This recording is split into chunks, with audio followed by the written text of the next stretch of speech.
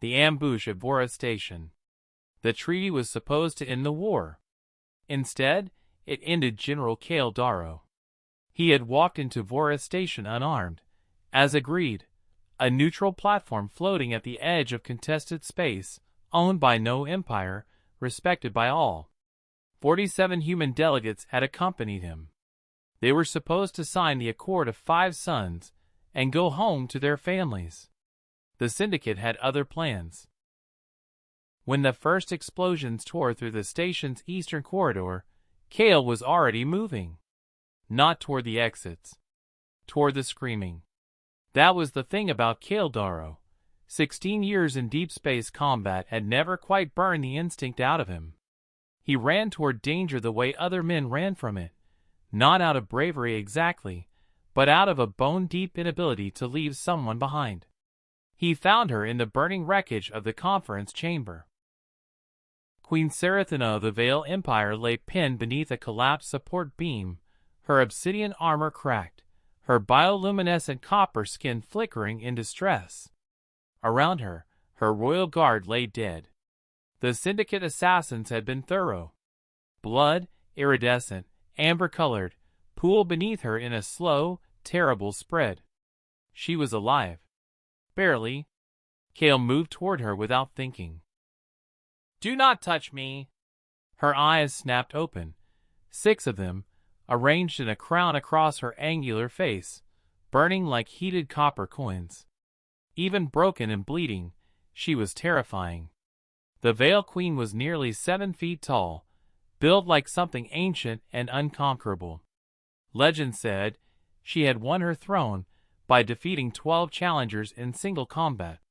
Looking at her now, Kale believed every word. "Stand back, human!"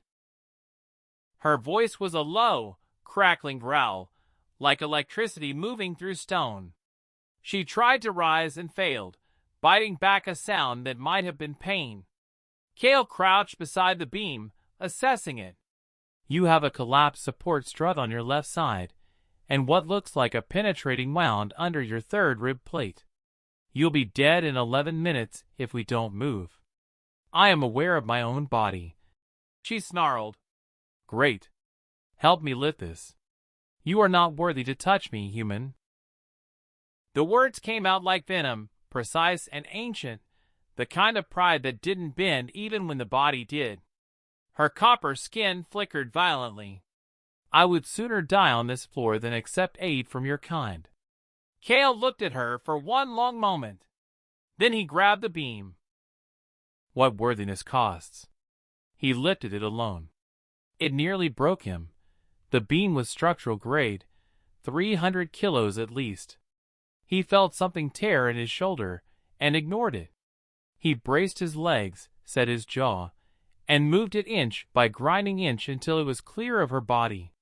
He dropped it with a sound like a gunshot. Then he turned back to her, breathing hard, one arm hanging wrong, sweat and blood mixing on his face. He pulled off his field jacket and pressed it firmly against her wound without asking permission. "Don't," she started. "Your Majesty," he said quietly, "I don't need to be worthy. I just need you to live." She stared at him, all 6 eyes. For a long, suspended moment, the burning station groaned around them, and neither of them moved.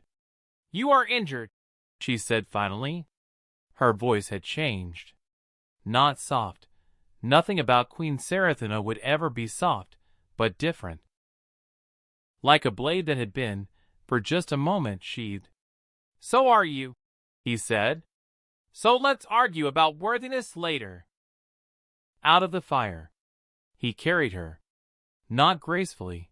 His shoulder was wrecked, his vision swimming at the edges. But he carried her out of the burning station through a maintenance corridor he'd memorized from the briefing files 3 days ago. She did not protest again. She held his jacket against her own wound with one large, copper-glowing hand and said nothing. His emergency shuttle was where he'd left it. Old habit, always parked near an exit. As he lowered her into the co-pilot's seat, she caught his wrist. Her grip was extraordinary even now. Why? She asked. Just that. Kale thought about it honestly. Because someone had to. Queen Seraphina released his wrist slowly.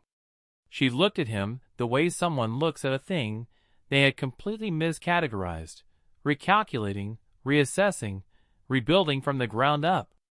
You are still not worthy, she said. Kale almost smiled. I know. But, she added, as the shuttle broke free of the station and the stars opened up around them. Perhaps worthiness is not a fixed thing. He set the coordinates for friendly space and said nothing. But he thought, quietly, privately, that she might be the most remarkable person he had ever met. The stars carried them home.